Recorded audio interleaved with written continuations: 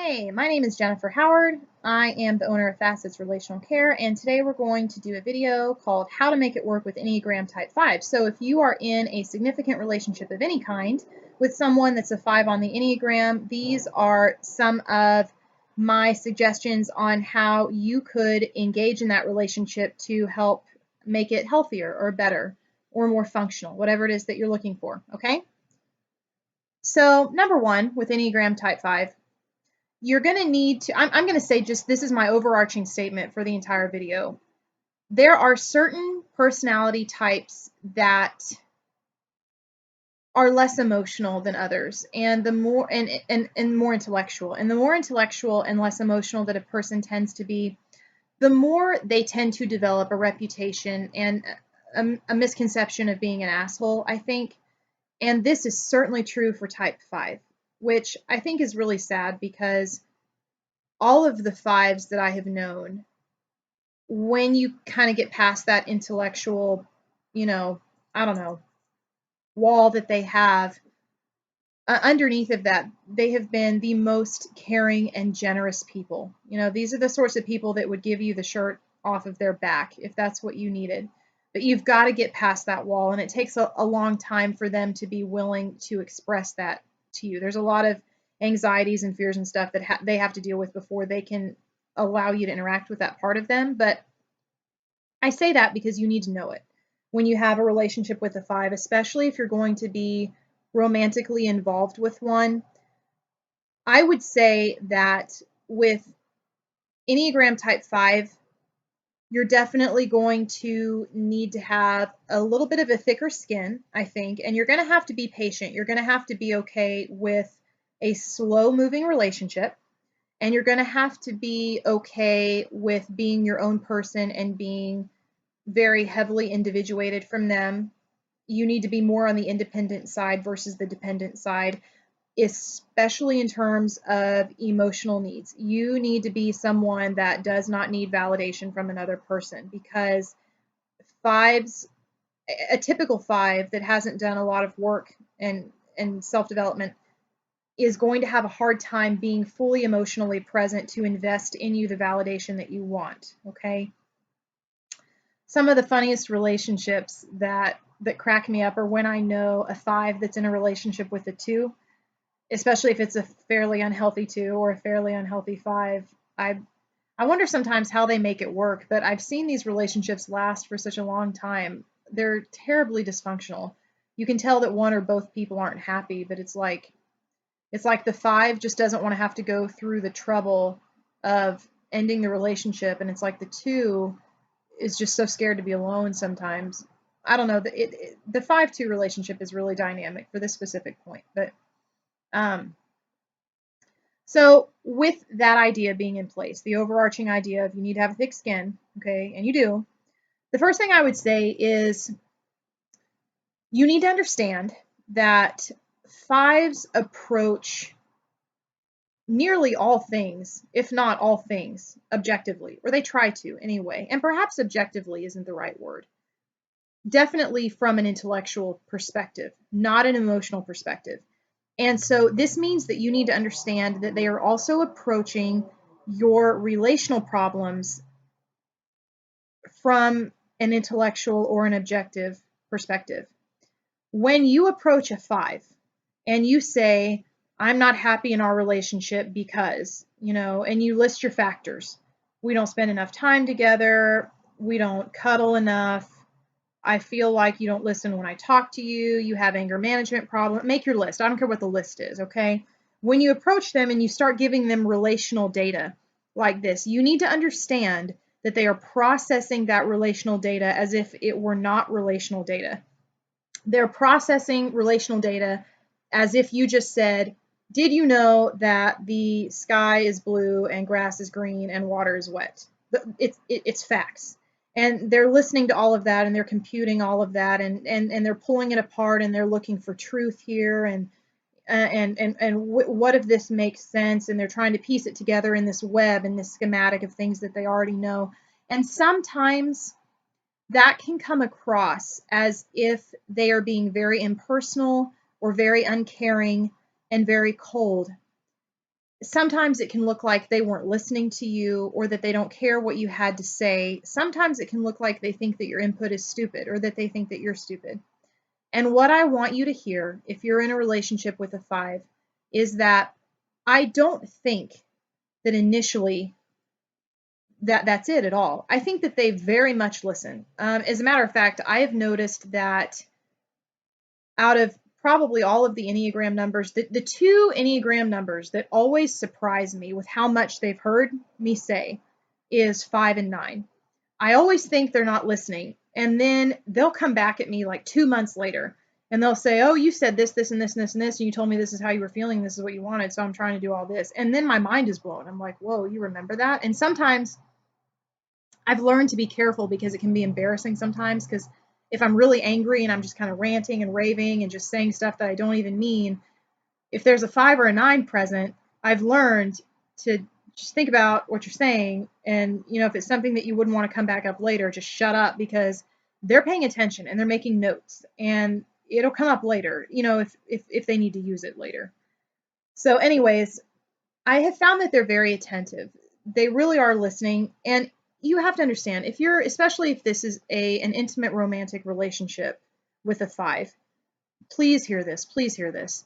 It takes, I don't know if I could find words to explain to you how much courage and energy it takes for them to engage in that type of relationship with you, because in essence what they're doing is they are engaging in an aspect of life that for them has always been so vulnerable, which is this world of relating to someone in a romantic fashion. And there's a whole lot of intimacy that comes with that, and intimacy is very, very scary for them. Okay, so you need to understand, if they've already opened that door for you and allowed you to come into their life in that way, that's for a very, very special reason. Please understand that door is not opened and that opportunity is not presented to just anybody. Okay? No, it's not. So if they're processing the relational stuff that you're giving to them in an intellectual way, and it seems like they're cold or they're rude or they don't care, that if the fact that they're there and they're in that relationship with you, that by itself is the sign that they so care and that you mean enough to them that they were willing to go to that super, super scary place where they probably feel the least competent, and engage in that with you. All right. So don't take that personally. Again, you need to have thick skin here, and you need to understand that that's just the way that they process information. You could even help with that, I would think. Ask them to tell you how they feel, and you may have to do this. You may have to work with the wording and work on, drawing that out. You may have to go back and forth with several different types of communication there, because I have found when you ask a 5 how they feel, they tell you what they think, and they think they're telling you how they feel. I'll ask a 5 how they feel, and I get opinions about the situation. Well, I think that he did that, and that wasn't really fair that he did that to me. Okay, that's what you think. There was no emotion in that. How did it make you feel? Anyways, you may have to kind of coax it out of them.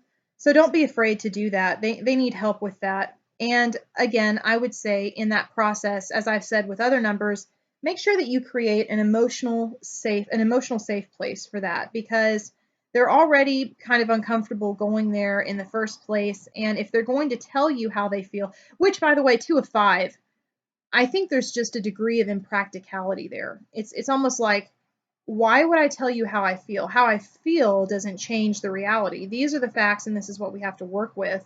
So we're wasting time by hashing over emotions. Emotions change nothing. Life is still what it is, regardless of what you feel. You know what I mean? So they're going to need some encouragement there. It's hard to help them understand that there is value in emotional processing, and you can't do that. You can't help them to see that.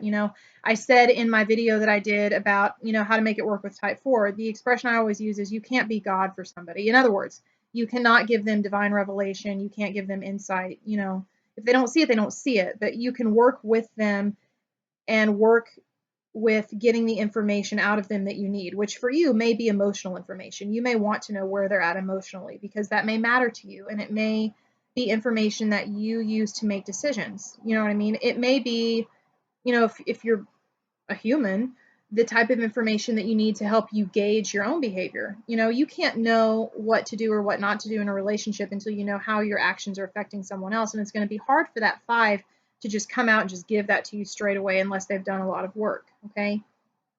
So be willing to engage in that back and forth. And again, patience, and don't take it personally. Maintain those two things.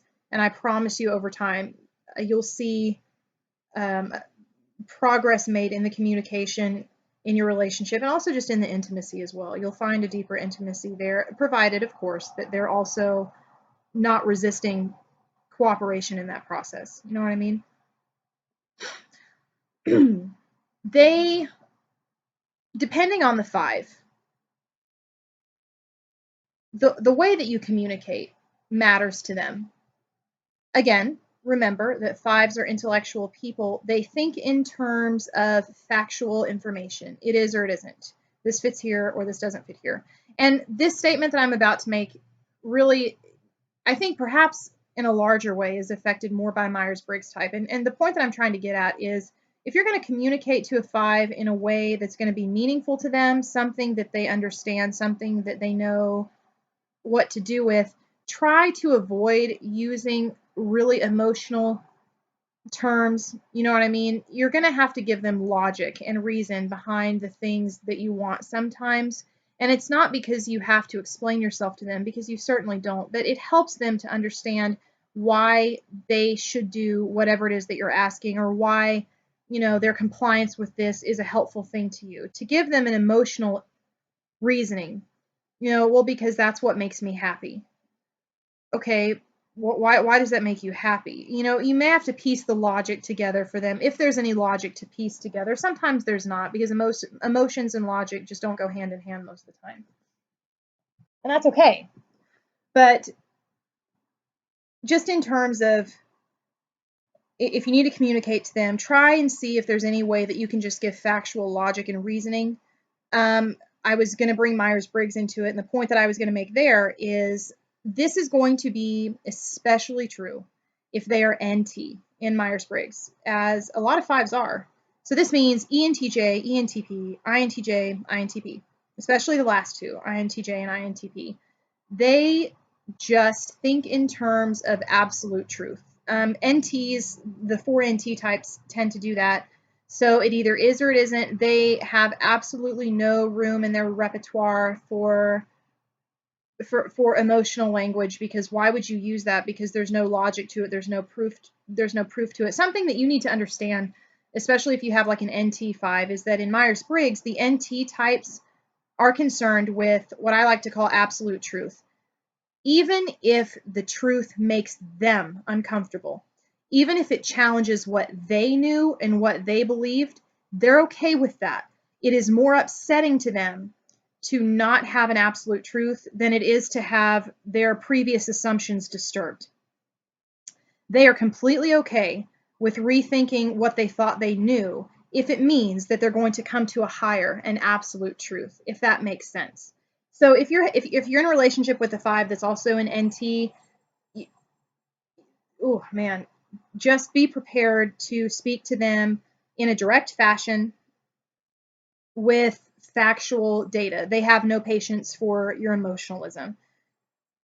Example, I'm going to make something up off the top of my head. Let's say that you have a brother who is in prison, and he's just been released from prison, and he has nowhere to go yet. He doesn't have a job, doesn't have a place to live.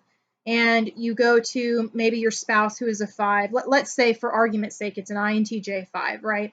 And you go to the spouse and you say, well, I would like my brother to come and stay with us for a few weeks until he gets on his feet. And they don't like that idea, okay? They're like, no, I don't want anyone else in the house. That's overwhelming for them. They don't know anything about your brother. Only God knows, is he going to be a noisy person? Is he going to be a bossy person? Is he going to touch all your stuff? I mean, we don't know. I don't know if I want him here. And so they say, why?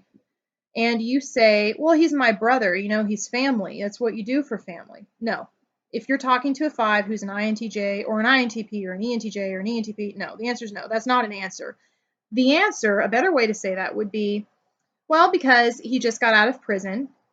Again, he doesn't have a job and he doesn't have any place to go right now, which means that tonight he would be sleeping, either in a homeless shelter, which isn't necessarily a bad thing, but I feel that we could provide better accommodations here than he would get at a homeless shelter.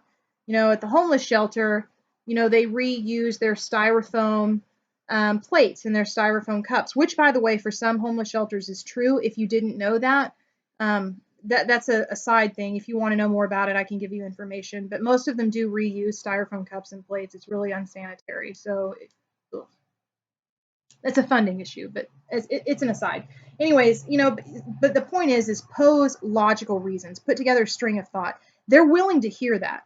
It doesn't necessarily mean that they're going to agree with it, but they can take that in. You've just given them something in their language. You see what I'm saying? And they're taking that in and they're like, let me piece this logic together. And either it does or it doesn't make sense to them. They're going to go with, again, whatever in that moment is the absolute truth, whatever just makes sense to them.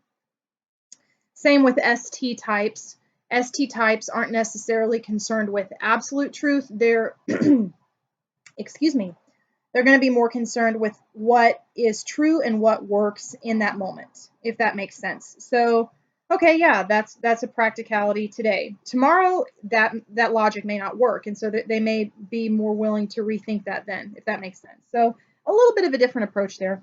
But again, the point is, know that when you communicate with a 5, you're probably going to make a better case and be heard a bit easier if you stay away from really emotional, subjective terms. They have a hard time figuring out, well, what did they mean by that, and how am I supposed to interpret that, and what if I didn't interpret that correctly?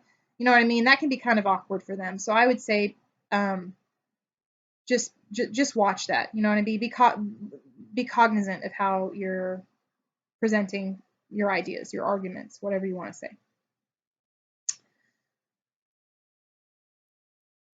Another thing that I would say, and I've said this about every number, is you always want to be as encouraging with every number on the Enneagram that you can, and you want to do it in a way that's significant to them. The type of encouragement that you would offer, like a type 6, for example, isn't going to mean anything to someone that's an 8. You know what I mean?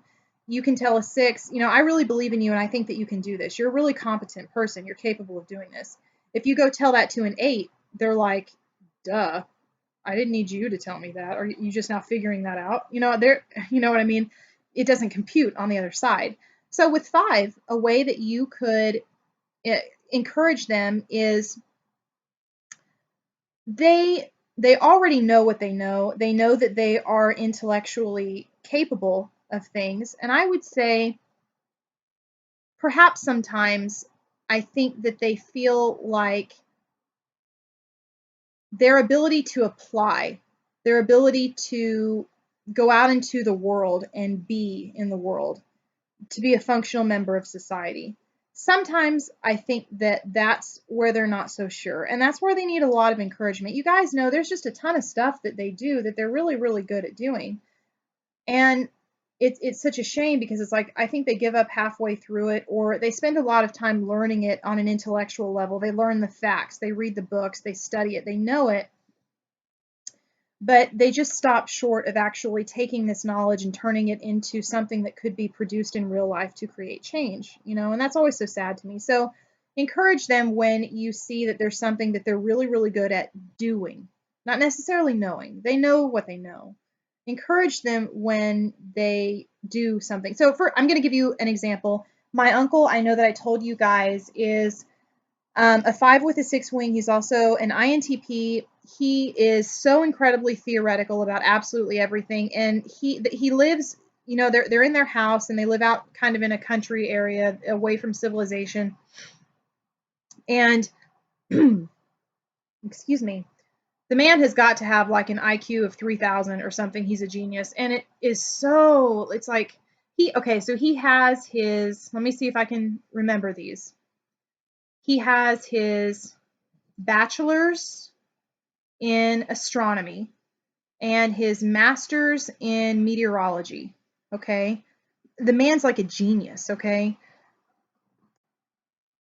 And he stays at home. He has a job where he works from home. He works for AT&T. He's like a tech manager for AT&T, which is fine. It's not a bad job. He makes really good money doing it, but it doesn't tap into any of the passions that he has. He's always loved studying outer space. He loves studying the weather.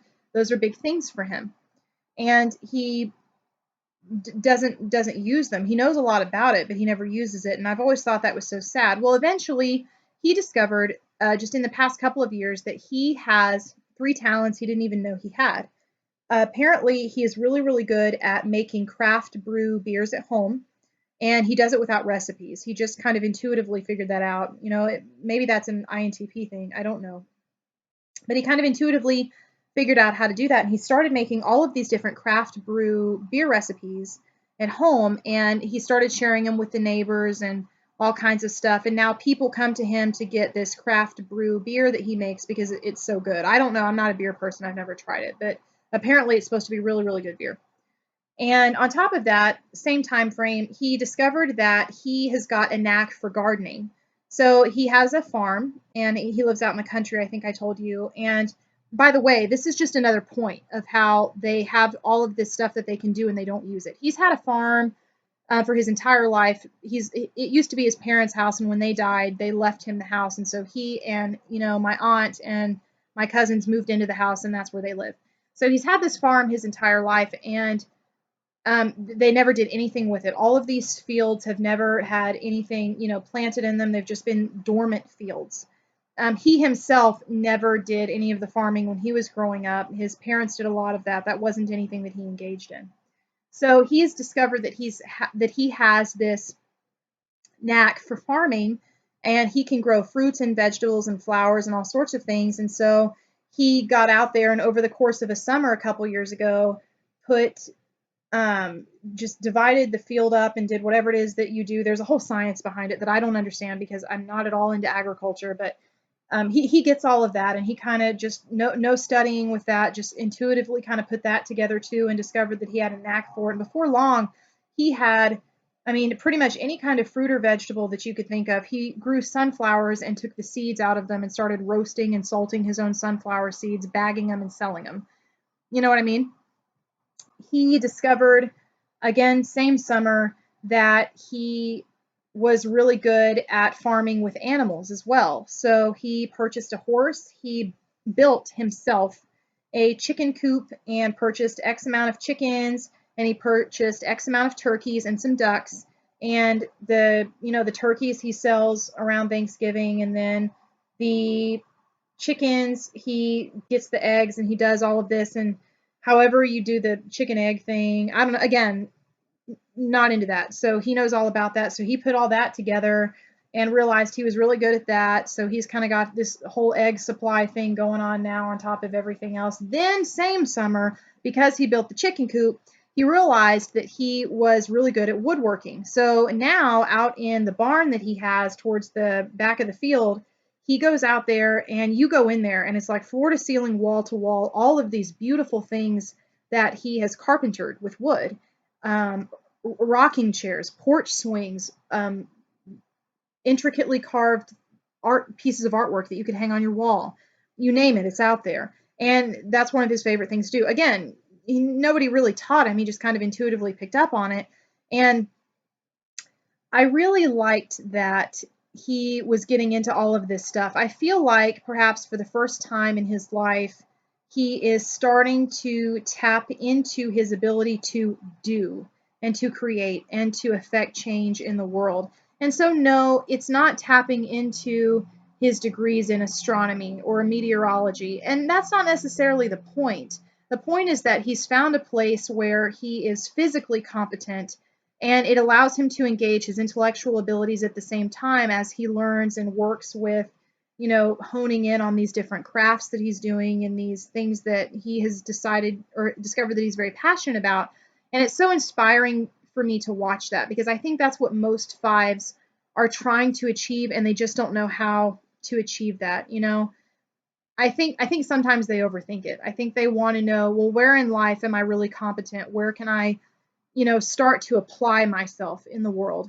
And I think they get too caught up in that, and they get, I don't know, maybe there's some anxiety around that. I liked how naturally it happened for him. He wasn't really looking for that. It just happened one day, and one activity sparked another, and then he realized he was capable of doing all of these things. And so now he's engaging in the community a little bit more because he has, eggs and beer and turkeys and vegetables and artwork and benches and things that he makes that he sells to the neighbors and to the little country community out there. And it's really cool, actually, to see that. So I tell you that story to say that if you're in a relationship with a 5, whatever type of relationship that may be, parent, child, sister, brother, employee, husband, boyfriend, girlfriend, whatever, if you see something that they're really good at, that they have a knack at, encourage that, bring it up, point it out to them. Help them brainstorm ideas. How can you implement that in your everyday life? How could that be a useful thing? How could that produce positive change? Could it generate income? If so, how much? Give them realistic expectations. I mean, he's not going to pay the rent with his craft brew beer, right? We know that. He knows that. But he can make money. He goes and interacts with the neighbors and with the people in his community when he goes out to sell it. He gets to have that feeling like he's gone out into the world and done a hard day's work and come back home, versus the job that he's had for all of these years with AT&T, where he sits at home, works from home at a computer. Other people are answering the calls in the call center. He's just doing whatever else needs to be done behind the scenes. You know what I mean? There's no interaction there. There's a lot of isolation. So encourage them. Name all the positives behind this talent that they have, or this passion, or this knack for this thing that they do. Even if they don't even fully understand how they're doing it, even if they feel like they want to learn more about it before they try to, engage it, that's okay, but keep pushing them. They can get it. You know what I mean? Encourage them in that. That's good for them. When a 5, when they get to that place where they're ready to share their emotions with you, and when they make emotional statements with you, please just positively reinforce that, if you would. Stop what you're doing and acknowledge that. Please say to them, thank you so much for telling me that you're angry at me. Thank you so much for telling me that you feel like I'm being controlling right now. Thank you so much for telling me that that made you feel good about yourself. Okay? They need a lot of encouragement to come out and share that. At the same time, don't harp on it. Don't stay there. It overwhelms a 5 to be in an emotional moment for too long. Part of the reason that they won't share their emotions, I think, is because, first of all, I think that genuinely they're scared that they may be rejected. You know what I mean? That's human. Everybody fears that. But I also think that they're scared that, like, what if you receive it really, really well, and then you want to sit and have this really long, drawn out emotional conversation? In their mind, it's like, no, I was not trying to do all of this. I was just trying to tell you how I feel, because I know that that's healthy and that's what you need, and I know that I need it, even if it's uncomfortable, and I'm trying to help build this relationship. So acknowledge it firmly and directly, but at the same time, don't harp on it, don't draw it out. If they seem like they want to disengage from that emotional moment, I would just give them grace and allow them to go ahead and do that, because they're giving you emotionally what they can when they can. They'll come back around and they'll do it again, but only if they feel emotionally safe. And so part of the way that you make a 5 feel emotionally safe is to directly acknowledge when they have opened themselves emotionally to you, and respecting their wishes when they want to close that door again and go back into their analytical phase. That encourages them, because then they're like, oh, I can emotionally relate to this person, and it's not overwhelming, and I'm not threatened, and they're not making fun of me. I'm not losing a relationship, and I'm not being, smothered by this person. I could do this with them, and then they do it again, and then they do it again. And a year from now, it's just standard behavior in your relationship, because you've created that safe environment. But you have to actively work to do your part to make that for them. I think that will help you if you're relating with them. So we're at 29 minutes, so I'm going to go ahead and stop. I gave you guys, again, I think 4 or 5 really good points to work with. So you know the drill. Questions, comments, whatever, down here.